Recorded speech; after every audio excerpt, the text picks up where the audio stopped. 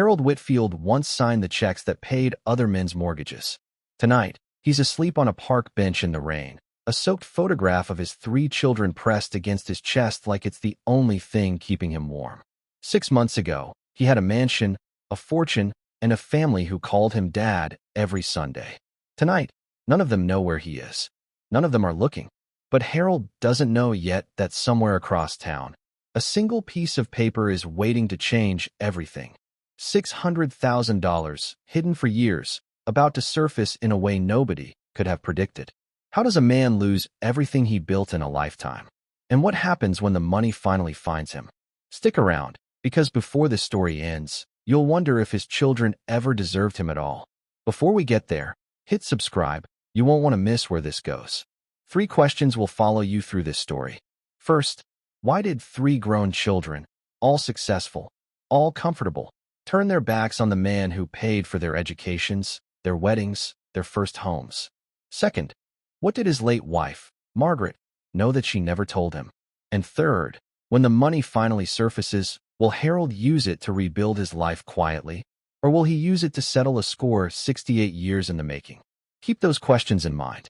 Every answer in this story arrives later than you expect, and every scene is going to test what you think you already know about this family. Harold Whitfield grew up with nothing in a small town outside Cleveland, Ohio.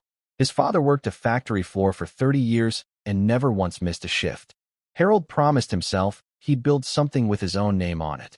By 35, he owned a mid-sized manufacturing company that supplied parts to 3 states. By 50, he was worth millions.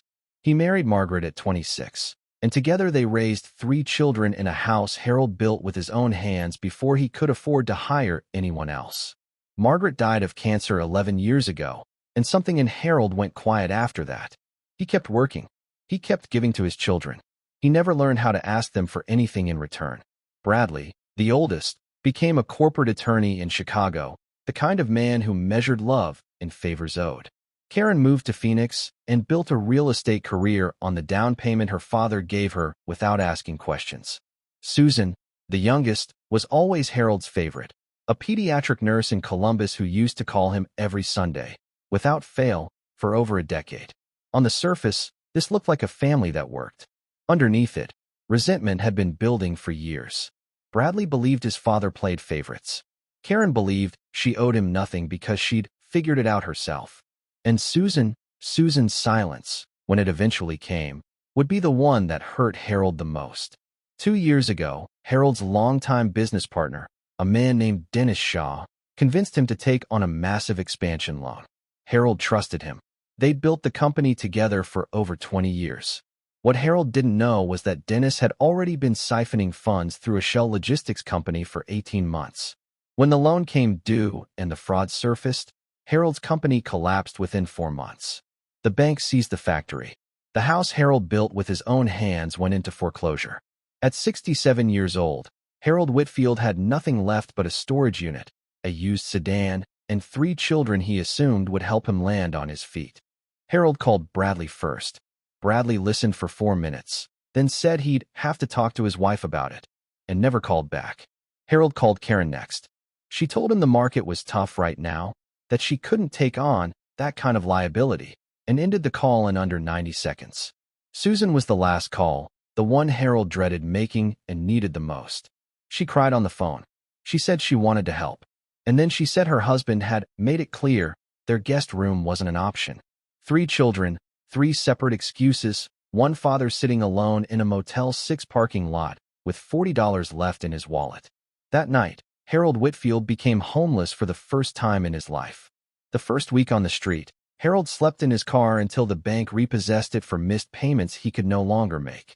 After that, it was a bench, then a shelter that was full, then a bench again. He learned which churches served breakfast at 7 and which gas station bathrooms let you wash up without asking questions. He stopped shaving.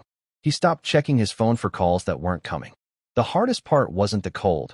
It was walking past a Sunday church service and hearing a family laughing together, and remembering that 3 months ago, that had been his life too. It was on a bench outside a Cleveland public library that Harold met Sam Whitaker, a 71-year-old former Army mechanic who'd been living on the street for 6 years. Sam didn't ask Harold what he used to be. He just handed him half a sandwich and told him where the shelter with the good coffee was. Over the following weeks, Sam became the only person in Harold's life who showed up consistently, without conditions. He taught Harold how to survive with dignity intact, how to keep his one good shirt clean, how to spot which strangers meant trouble, how to keep walking even on the days it felt pointless. Sam never once asked for anything back. 5 weeks into life on the street, Harold was standing outside a downtown coffee shop when a car pulled up to the valet stand. Karen stepped out, dressed for a meeting, laughing at something on her phone. She glanced up. For half a second, their eyes met. Harold watched his own daughter recognize him completely, and then look away and walk inside like he was a stranger asking for change. She never told anyone she'd seen him. Harold never brought it up either. But something shifted in him that day. He stopped hoping his children would come looking for him, and started wondering, for the first time, what Margaret would have wanted him to do next. It was Sam, of all people, who triggered the memory that changed everything. Sitting outside the library one evening, Sam mentioned offhand that his late wife had once hidden money from him for a rainy day, money he didn't find out about until years after she'd passed. Something in Harold went still. He remembered Margaret, near the end, weak from chemotherapy, gripping his hand and telling him she'd taken care of things, just in case. At the time, grief had made the words blur into nothing. Now, sitting on a bench with nothing left to lose, Harold remembered the name of the lawyer Margaret had used for her final paperwork, a man named Charles Whitmore, whose office was still, somehow, 20 minutes away. Getting to Charles Whitmore's office wasn't simple for a man with no car, no ID, and no bus fare. Harold spent 3 days doing odd jobs outside a hardware store to scrape together enough for a round-trip bus ticket. When he finally walked into the office, the receptionist almost turned him away, assuming he was there asking for help, not answers. But when Harold gave his name, Charles Whitmore came out personally, visibly shaken, and said the words Harold never expected to hear. "I've been holding a letter from your wife for 11 years, waiting for you to ask."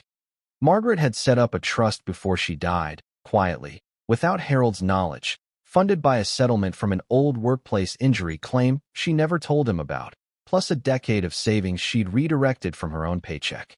The trust had grown, untouched, to $600,000. Her instructions were simple. It was to be released to Harold only if he ever came asking, and only after Charles confirmed, in person, that Harold genuinely needed it. Margaret had known, even from her hospital bed, that a man like Harold would give everything away to his children before he ever thought to save something for himself. She'd been protecting him from that instinct for over a decade. Harold didn't call his children. Not yet. He used a portion of the money to get an apartment, new clothes, and a proper phone. He brought Sam in as a roommate, splitting rent, refusing to let the one person who'd shown him loyalty go back to sleeping outside. Word about the settlement reached Bradley, Karen, and Susan within weeks, the way these things always do. And one by one, they started calling, not to apologize, but to reconnect, in tones that sounded suspiciously like interest in an inheritance. Harold agreed to meet all 3 children at once, at a restaurant of his choosing. He let them talk first. Bradley brought up family loyalty.